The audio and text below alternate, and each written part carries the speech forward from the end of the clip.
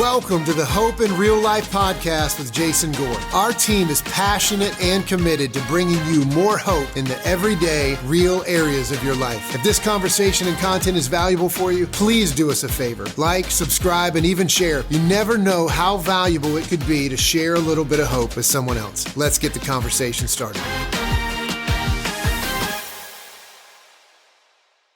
What's going on, Hope in Real Life family? We are here on this episode to talk about a topic that I know all of us could use a little bit more of in the area of self-control. And so I thought it would be a great idea to bring on the show this week my co-host, David Goggins. So David, welcome. So glad. No, okay. So David, right, so David, shave my hair, and every other word needs to be a cuss word, and I need to look like I hate everybody. David couldn't make it. Apparently, he hasn't watched the podcast yet, and so we're stuck. Just kidding. We are here with my good friend Bradford Mitchell. Bradford, hey, we're talking about self-control, huh? I know.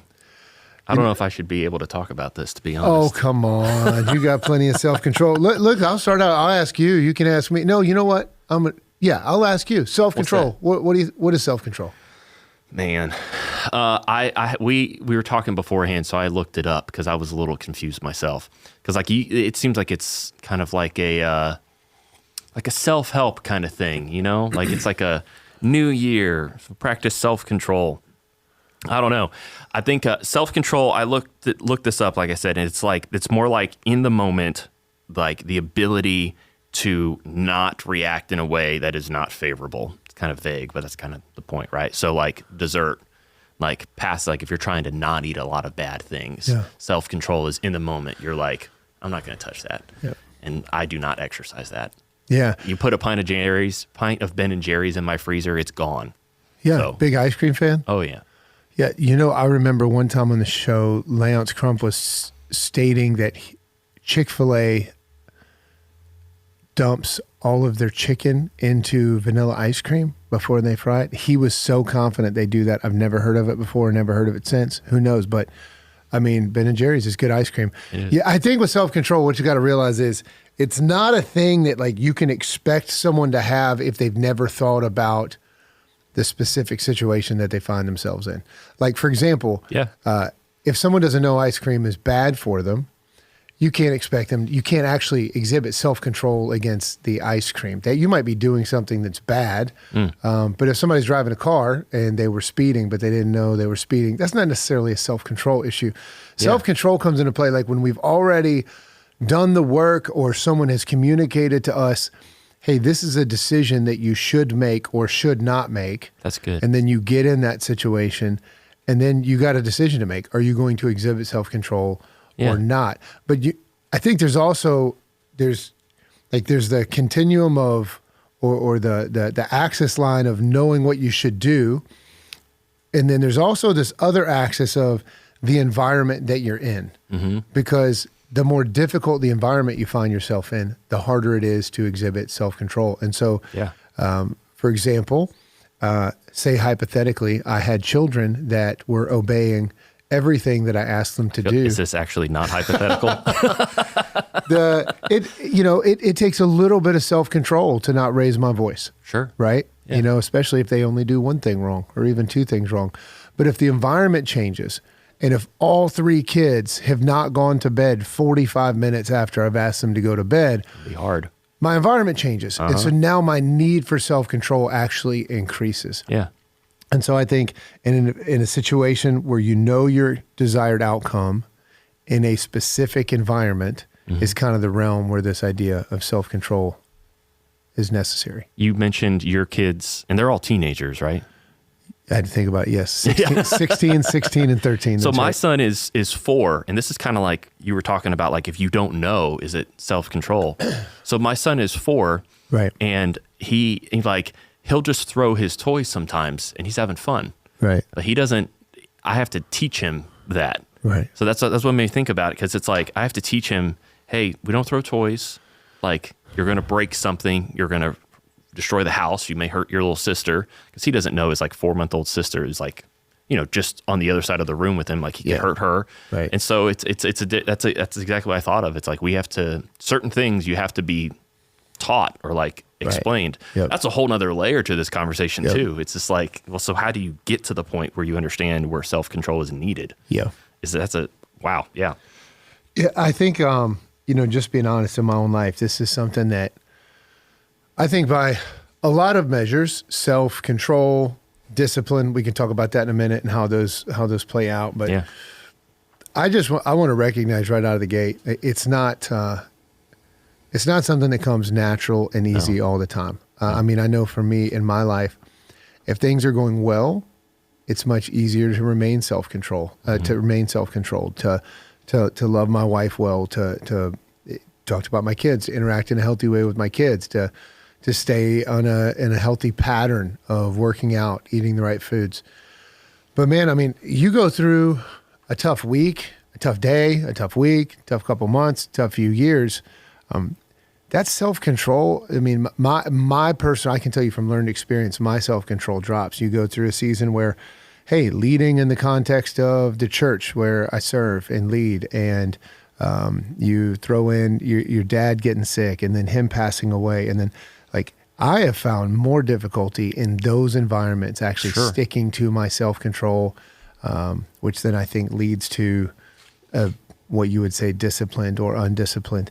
And it's a fight. Yeah. I mean, it really is, depending on the environment you find yourself in. Yeah. It's like there's a difference between, for me, like self-control, like I mentioned, Ben and Jerry's. It's like, that's a small thing. It's like self-control is like, if it's in the house, then like I have to exercise more self-control than if I just don't buy it. And it's easier to not buy it because if you're not like having Walmart deliver your groceries to you in 2025, you're missing out, because my wife and I gained so much time back because we don't have to go to the grocery store. You guys don't just like enjoy going to Walmart and walking around and I do sitting not. in the register? That That's does shocking. not. Absolutely shocking. But you see, here's the thing. This is like a little hack. Like we think, what do we need? And like, this is really minor because enjoy yourself every once in a while. Have ice cream. But like the principal overarching thing, unless you're like, lactose intolerant. I guess they have lactose-free ice cream. I don't think it tastes very good. Okay. Though. All right. But you could. I cut you off. No, Go it's ahead. all right. But like, don't put yourself in an environment. There are certain things you can do and you can avoid. Don't put yourself in an environment where you would have to practice self-control. You could just avoid those areas. The way I avoid it is just my wife and I discuss what we need. She puts in the grocery order, and I don't say ice cream. And if I do, she looks at me because she's like, she knows I've asked her to help me not buy ice cream. Right. I do not. If it's there, it's gone. Yep. So, I mean, we're talking about something stupid like ice cream, but I think overall, the principle holds true. It's like, if there's an area in your life where you need to practice self-control, what can you do to not put yourself in a situation where you don't have to find that you're like, now I have to maintain self-control. Like, if certain things send you off, what can you do to avoid those things? Right. I think that's that axis of environment. Yeah, exactly. And we there are some environments that we can control. Mm-hmm. You know, if you're an alcoholic, like, hey, here's a good way to not have to worry about your self-control. Don't go hang out at bars. Don't go to a bar. Right. And so the problem is we don't always get to control our environment. No, there right? definitely Sometimes areas. things happen to us. But I do think it's worth noting, neuroscientists would tell you, and I'm not going to remember the part of the brain, but there is a part of our brain that when we exhibit self-control, when we do hard things that we don't necessarily want to do, when we resist things, or when we do things that we want to do, that part of the brain, it operates like a muscle. It actually gets stronger. Wow. Like, so the more hard things you do or the more self-control you exhibit, the easier it is to exhibit self-control the next time. And the opposite is true. The more you give in to the hard things, the more times you go to the freezer for that ice cream, the more that you give into raising your voice at your kids or whatever it is that we're talking about. I mean, alcoholism, pornography, I mean, you name it, not going to the gym. The more days you have in between of not going to the gym, the harder it's going to be. And so controlling your environment and getting the small wins is actually a big step to getting to a healthy place. When these hard things do happen and you can't control the environment anymore, now you have the ability to remain self-control, at least a higher likelihood of remaining in control remaining Having self-control. having self-control, Yeah. exhibiting self-control in the moment. Yeah. No, that's that. We talked about like back before Christmas and Thanksgiving, we talked about like if you're in an environment you can't change, for example, like you have to spend time with family sometimes. Right. You got to exhibit self-control. Yep. That's going to be hard. That's the exact first thing it means. So if you're interested in something like that episode, we talked about like making it through the holidays. It's a little, it's a different topic, but this is like kind of broaching in. That's just something I thought of. Yeah. Yeah. You've got to break it down. And I would say if somebody were to say, so what are some of the keys to growing in self-control? You got to look at it like, how do I win the small battles? Mm-hmm. You know, because those small battles stack up over time, and then again, you get stronger. So I don't even know that I would say to someone, you should decide I'm never going to have ice cream ever again in my life. Well, that's great. But what happens when your environment changes? You get a little depressed. You know, some people love to go shopping for a dopamine rush. Some people are going to turn to food. We all have our vices, right? Yeah. And so, but if you can decide, no, I'm just going to win this small battle, and I'll fight the next battle the next time it comes up, again, that's going to increase your strength. And then, you know, we were even talking before the show about what's the difference in self-control and discipline.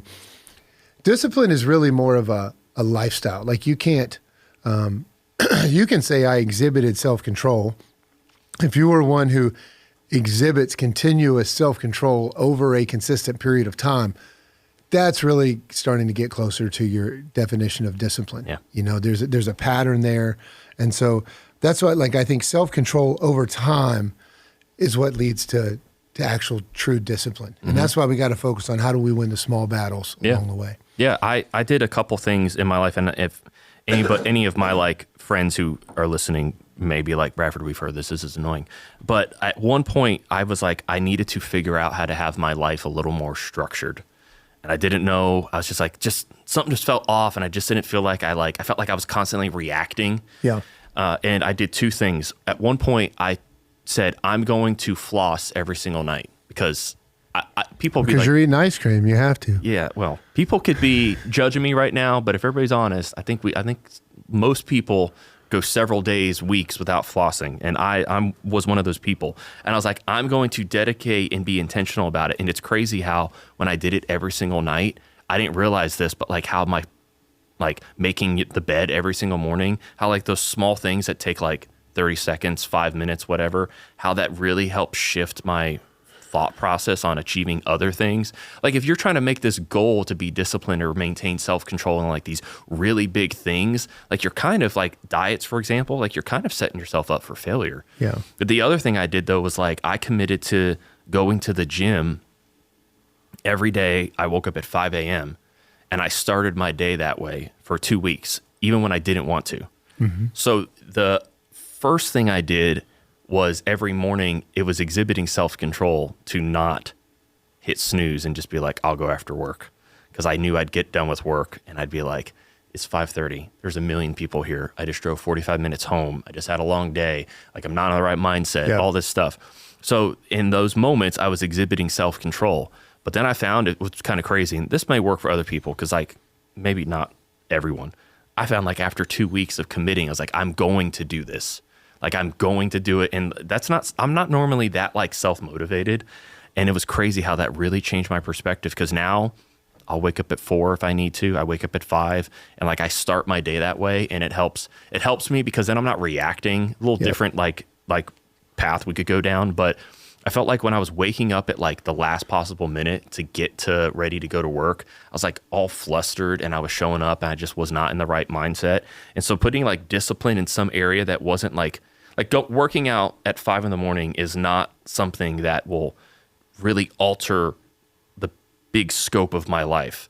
It was more for me, right? Yeah. But then it helped me in areas like interacting with other people when I worked, like interacting with my wife. And now we have our 2 kids. And so it's like, it helped me to maintain discipline and self-control, like in some area that was more personal. If I can do that first, it helped me when I interacted with others. And I don't think people always think about that. They're like, other people are more important. And I would agree with that. But like, you need to have your life in order because then you can actually you're talking about your environment with your kids, you know, asking 4 and 5 times or whatever. So I don't know, that was just like a small thing that really helped me a lot. Hope in Real Life family, I want to take a moment and let you know about a resource that we have for you for your own personal development, spiritual enrichment, and really a way for you to find a bit more hope in real life. We have a tool for you called the Hope in Real Life app. It offers things like parenting tips, financial resources, marriage insights. If you're looking for it, there's even Bible reading plans in there. And there's a community where you can even share prayer requests and know that someone is praying for you for whatever it is that you have going on in your life. It's available right now in the Apple App Store or in Google Play. You can search Hope in Real Life in both stores, or you can use the download link that is in the show notes. Remember, tomorrow can be better than today, and hope is possible even in real life. Yeah, I think we want to pay attention here too to like, okay, so what if I've thought about it? What if I have practiced some self-discipline? I've done some small wins, but then I do find myself in a situation where I'm still tempted, right? And the hard part is we live in a world right now that tells us you do you. We live in a world right now that says, hey, if you think ice cream's good for you, and again, we're clearly using ice cream as a metaphor here, but if you think this is good for you, why not do it? It's your life. You do you. Whatever's true for you is true for. And the reality is, like, it's not really the case. I mean, decisions that we make have consequences, and so if we go in the area of ice cream, if we decide to eat ice cream, that's on a regular basis, ongoing, not knocking ice cream. We'd love to have a sponsorship by Ben & Jerry's and Breyers. The and Tonight the Dough. Please, Lord Jesus. But man, you've got to spend time thinking through what are the consequences of going down this road. And I mean, you even deal with this. I mean, you read scripture, you read the Bible, like there are consequences to the actions that we take.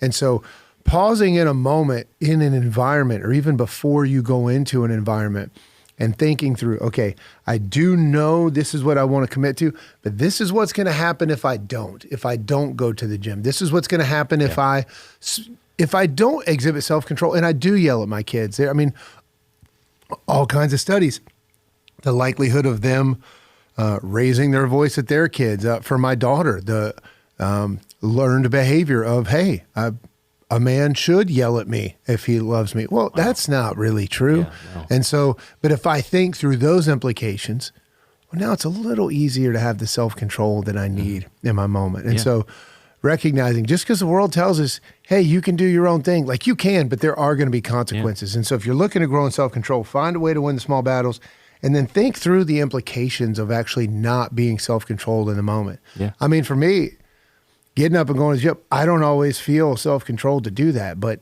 I also know I want to walk my daughter down the aisle one day. I also know that I don't want to be 55, 65, 75 years old and not be able to play around on the ground with my grandkids. And so I think through that stuff. I mean, and seriously, it's legitimately for me, like, hey, you don't want to be fat and out of shape. Get up and be self-disciplined and go to the gym. Well, and what you're saying is also like, your decisions never only affect you. Like the only way that's going to happen is if you live on an island isolated by yourself. Yeah. Everything you do plays into how you interact with other people. Yeah, but come on, Brad. You'd have to admit, though, in order for that to even matter, you got to care about other people. There's that, which is my point. I think we're not even really told we need to be mindful of other people. It's more like, what is your truth? And then you go live that out. And then social media and like it puts us in these microcosms where we just all really like the same things. And we can say that we care about other people in our unity together. But at the end of the day, I'm just telling you, when I listen to most arguments on that stuff, I have no idea how we got here. It just sounds like you got a bunch of people that care more about a unified personal preference than a unified outcome. And so anyways, you're exactly right. We do need to think through that. But that's another piece at the beginning. Like self-discipline means you've actually thought through the impact of the decision that you make. And so that means one of the like areas of impact is I care how this is going to impact other people. Yeah. So you do got to think about that. Yeah. Yeah, absolutely. How about instant gratification? I gotta, making this decision is not going to give me the joy, the pleasure, the dopamine rush that I know I can receive right now. How do you deal with that?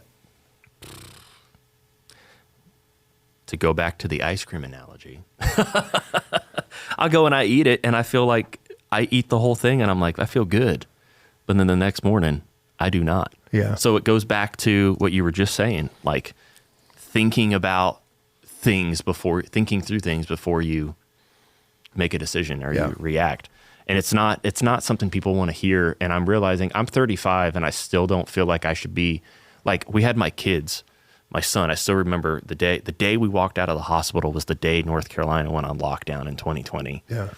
Cops everywhere. We were at Duke. And so we couldn't, if people know that area, we were sitting in the front with my truck and I was trying to get the car seat in, and they were just wanting us out of the parking lot. And I was like, do you not care that I'm trying to put a kid in a car seat for the very first time in my life? Yep. He's like 3 days old. And I'm like, I say that to say, like, how old was I then? 31. And I was like, nobody cares nobody wants to check in to make sure I'm capable of caring for a child. Yeah. Like the cop didn't care anything about the fact that, so I still have a hard time getting my mind wrapped around the fact that I'm an adult. And like my parents, when they come to my house, my mom opens the freezer and sees like, Bradford, why are there 4 pints of ice cream in there? That would be what my mom would say when I was 10. You're not eating 4 pints of ice cream. Right. Like that's what she does. But now it's all on me. Yeah. And so you need people in your life also. That's what I'm getting at. Like when you're young, it's like your parents or your parental figure, something like that. When you're older, that's why it's important to have people in your life to speak into you, because you need to work on yourself, but like you need people who call you on your stuff. Right. And if like, hey, that wasn't the best reaction to that person that bumped into you on accident. Right. Like, hey man, I thought you were trying to be on a diet. Why you pounding ice cream? All the more reason, right, in life to make sure, and that's probably another, another variable to add to the question, which is accountability. Like, who do we have in our lives? Well, that's a whole nother episode. Because you got parents, like you said, you got parents when you're younger. Maybe you got teachers. Maybe you got coaches. Yeah. Who largely those people go into those professions because they care about the development of young people. Mm-hmm. You get older, and maybe you have a spouse. Or you have a boss. But if we're honest, most bosses are more concerned with the bottom line, not necessarily people development. It shouldn't be that way, but that's kind of the way it works out. And so another thing you can do if you want to increase your likelihood of having self-control is checking in and making sure that you're putting people around you in your life that are actually going to encourage you in the directions that you want to go in. I mean, I don't know who said it and if I even say it the right way, but it has been said, as I've said many times, the people, you're going to be some degree of summation of the top 5 people that you spend the most amount of time with in your life. And so are they holding you accountable? Are they encouraging you in the right direction? Is that Carnegie guy? I have no idea. What is it? How to win friends and influence people? Is that him? That sounds right. That sounds right. That sounds sure. Smart. He can get credit for it too. Books. But I mean, I've always said Carnegie? It too. So I don't know. Since I've heard it, I've always said it. Here's why this is important. Why should we talk? We probably should have said this up at the top. And a lot of people have said a different version of this. I think the most recent version I heard was from Joe Rogan. But we live in a world right now because of the you do you thing, which sounds so strong. I'm going to make my own decision for me, and I know best for myself. But the reality is when we start leaning into that self-control muscle gets weaker, and we start thinking things like, well, I don't even think I need to work as hard as somebody else thinks I need to work. I've worked hard for a while. I can slack a little bit. I can take some time. And in today's world right now, and again, Joe Rogan said some version of this, like all you really got to do to be better than probably the average person around you is just show up every day and put in the bare minimum. I mean, if you do that, you're going to be above average in today's world. And like even with our kids, man, my wife and I talk about it. Like we work so hard to instill discipline, to instill self-control in their lives, help them understand, hey, here's how small wins every day stack up. This is how it makes it easier for you long-term to live a disciplined life. Because we know in today's world, like if you can take a highly motivated, highly disciplined person, man, it's not that hard I want to be careful what I say, but we're not trying to kick other people's butts, but to kick most people's butts around you when it comes to being productive and adding value to wherever it is that God's placed you. And so not that it's about kicking somebody else's butt, but to achieve the things that you're actually capable of in your life and help other people rise and experience what it is that's the best for them. Yeah. And so there's just so few people that really get this right. And I think a lot of it has to do with, like I said, the culture of, hey, do whatever feels best for you. And it's like, well, that's probably not what's best for you over the long haul. Oh, yeah. Yeah, that's good. So on our run sheet here, it has a little space to talk about like how wisdom and self-control isn't necessarily something that we can do on our own, relying on God's strength. In the Bible, self-control is talked about as one of the fruits of the Spirit, a part of the fruit of the Spirit, right? Love, joy, peace, patience, kindness, goodness, faithfulness, gentleness, and self-control. And, what this is referencing is if we get to a place in our lives where we decide to follow Jesus, the Bible tells us that we are then indwelt with the Holy Spirit. So that means by the Spirit's power, we would have the ability to actually live out those areas as a part of our lifestyle. That changes though based on like how we're filled with the Spirit, like whether we're walking with the Lord or not. And so it is worth recognizing if you are a follower of Christ or if you are trying to grow in these areas. In our own strength, we ain't going to get it done. No. Like the idea I don't know how people who don't don't follow Jesus exhibit those things. Yeah. And so like there is an aspect of this that has some dependency on God. And so recognizing that and turning to Him for self-control, man, if there's an area in our lives where we're struggling, like we have a loving Father that wants us to go to Him, just like I want my kids to come to me and say, Dad, I'm struggling in this area. Yeah. I need help. I need accountability. I need encouragement. And we have a loving Father who longs for us to go to them. And the truth is, when my kid comes to me, I don't necessarily tell him anything that he doesn't already know. Yeah. Yep. I just put my arms around him. I say, I love you. I remind him of the trade-offs that he might be facing. And I encourage him and I remind him, just like God would say, no, you're filled with the Spirit of God. You can do that. I would say, hey, you're a strong young man. You're a strong young woman. You can do this. Yeah. We can do this together. And that's really, you're not waving a magic wand over somebody and now giving them a superpower. But man, going to God with that, it's in His presence. It's in this desiring to be filled with the Spirit of God and recognizing, no, we do have the Spirit of God inside us. We do have the ability to make the decisions that we need to make in our lives. Yeah. You said, this is what I've likened it to too. And you brought this up. You're the sum of the 5 people you spend the most time with. Right. Is one of those people Jesus? Right. And I don't mean to get cheesy with it because so many people would think that's the direction, but it's like we make time for and spend money on the things that are important to us. Yeah. If you're having a hard time with self-control, cheat code, you don't have to worry about it if you are seeking Jesus daily and you're trying to replace fleshly desires, worldly things, the things that the world says are important or that matter. If you're replacing them and you're replacing those thoughts with what the Bible says. Yeah. And it's kind of like, that's a good place to start. Like if you don't know where to start trying to gain self-control, I'd say stop eating ice cream. Does anybody else think that we need to get Bradford in a rehab facility? Anybody else? I'm probably going to stop Thou dost protest too much. I'm going to stop by Walmart on the way home, grab a few pints. But spend time with God. Make that your first thing. Yeah. So look, I probably need to wrap this thing up. Here's what I would say. Self-control is a cheat code to ending up where we want to end up in life. Yeah. Period. Point blank. If we can have self-control, we're going to move in the direction that we want to move.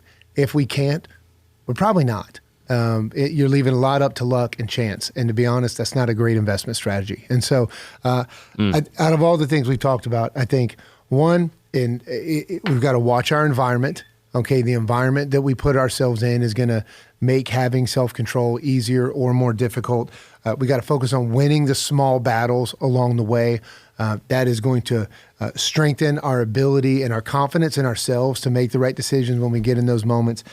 We've got to stay consistent over time. We win the small battles and then stay consistent over time. That's what's going to over time lead us to a life of discipline. And then look, it gets tough. We need to turn to our loving Father. We need to have other people around us in our lives along the way. And I think if we can just get our hearts and our minds set on those things, I think we're well on our way to living a more self-disciplined life. Yeah, that's good. This was good. Yeah, good talk. I'm motivated. I'm not going to stop by Walmart to get ice cream on the way home. Hope in Life family, thank you so much for tuning in to this episode. Look forward to seeing you on the next. We would love for you, if this is beneficial content, like, subscribe, share. That helps us get the word out to other people. You know you've got somebody in your life that could benefit from a bit more self-discipline.